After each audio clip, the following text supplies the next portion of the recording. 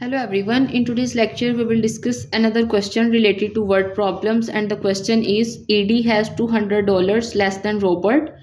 Robert made a purchase for $150 and thus he has two times of ED's money. ED money is.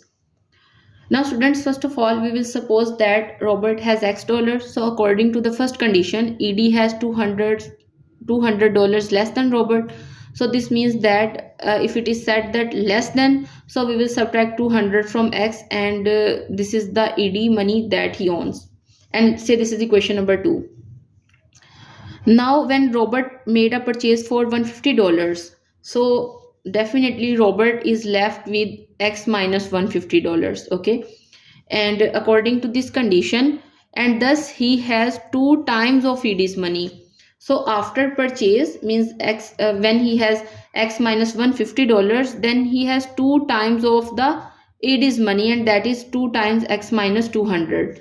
And if we simplify it further, then we will get the value of X, that is equals to 250.